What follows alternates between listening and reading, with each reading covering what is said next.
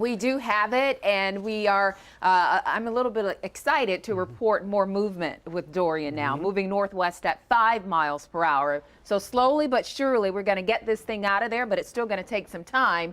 Maximum sustained winds at 110 miles per hour, that number holding on, and the pressure at 959 millibars. So the fact that the storm has gotten weaker and it's moving away both contribute to the improvement in the northern Bahamas, but it's still, especially on Grand Bahama, it's still really bad, and we're getting the fringe effects here on the Florida coast, as you've seen in the pictures of the surf and the high water. From Satellite Beach all the way down toward Juno Beach, not to mention between noon and 1, right about that time of high tide, those pictures got pretty amazing. Around even Palm Beach County, and still are some amazing pictures coming in as the rain bands and the gusty winds blow. That's because on the north side of the storm, it's pushing water this way. So even into Palm Beach County, you can see there's a component that's pushing the water against the shore. Down our way, the water is being pushed away, if anything, or maybe just south. Right? So it's a little different, although we do have the Gulf Stream out there, so they're battling each other.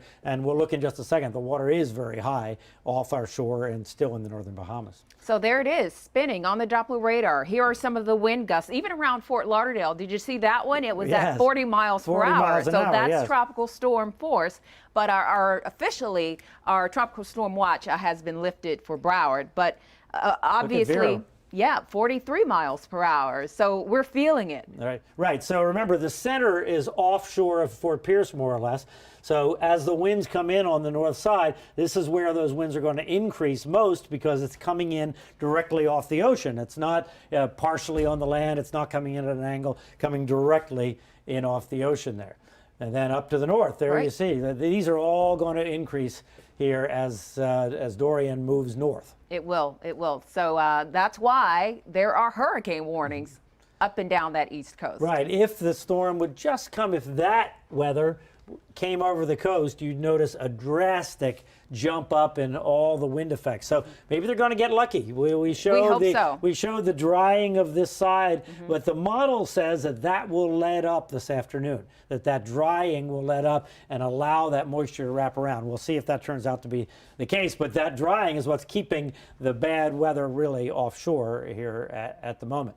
Here's the radar in the Bahamas, and you can see it's pulling away, so it's getting better, but parts of Grand Bahama are still not in the eye. Here's the eye up here, but they're in that second band, which is still very, very strong. Probably winds hurricane force in there. And still all the way over here, they're still getting it too, toward Africa. We looked on the Bahamas radar, and in Marsh Harbor, there is an outer band, but the thing is, it's rotating right over them, so it just keeps coming on a Great Abaco, but it is an outer band, and with the center pulling away, that wind is going to let up here.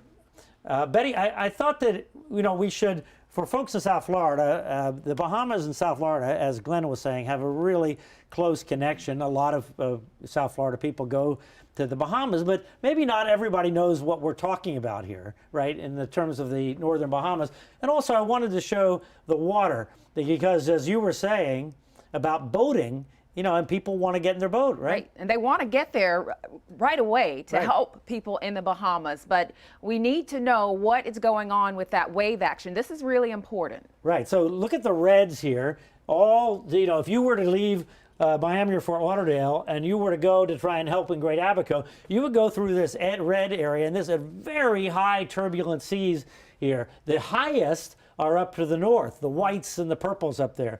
But still, this is very high turbulent seas. So this is keeping people even from getting from Nassau in a boat up to Great Abaco. And boats are how in the Bahamas you get supplies in there.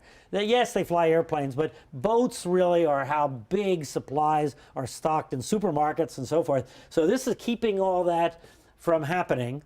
And now let's look at, this is the Abacos here, Marsh Harbor. That's where Janice Fernandez was and Brian Eli. And then these all have people on them. And these are the islands here off of the Keys, off of Great Abaco, that they're waiting to hear from people in general because boats have not been able to get there to communicate with them. They don't have cell service and so forth. So people are stranded on those islands there, and we haven't we haven't heard. If you listen to Bahamian radio, what you hear is, my family is on Treasure Key, and I haven't heard from them yet. Well, that's because you can't get a boat to go over there. And one more thing I just wanted to show you is the southern Bahamas. Look how calm it is in the southern Bahamas, all these greens. So if you want to help the Bahamas, one of the things you can do is you can plan a vacation in the Bahamas. So there's no problem in the southern Bahamian Islands. Even on Nassau, they've had some problems with power and so forth. But the Nassau airport is back open. Atlantis is working. Cable Beach, I'm sure, will be fine. So, that would be a great thing, really. I agree. To contribute because the Bahamian economy, to a significant degree, runs on tourism. It runs on Americans coming to visit. And nothing has happened in much of the Bahamas. I've worked with the Bahamas for years, and one of their big challenges there is people lump the Bahamas together. Well, it's 700 miles from one end to the other, right? It's like lumping, like you have a hurricane in Pensacola and nobody wants to come to Miami. Right. Right? It doesn't make any sense. Right. So it's incumbent on us, I think, to be sure that folks know that the much of the Bahamas are fine. The northern Bahamas are challenged and will be for quite some time. All right, Betty, let's take the storm north. So we talk about where the watches and the warnings are and where the storm is heading. And Brian just, of course, explained how as it lifts up to the north and the closer it gets to the east coast of Florida, the greater those winds will be, possibly reaching that hurricane force. So we have the hurricane warnings going up to the Space Coast and even beyond along the immediate east coast as Dorian continues that path up. This is something that you've been talking about, Betty, how the storm is much bigger than that one icon, right? And the cone is kind of misleading. You'd think that maybe the storm stops here, but no, it doesn't. The storm is bigger, right? So the effects are already on the coastline, and if it were to come to this side, the effects would be a hurricane force on the coastline, and that's why it's that. But the cone is about the center, not about the effects. All right, guys. We're thinking good thoughts for the Bahamas. We are. That is slowly letting up there.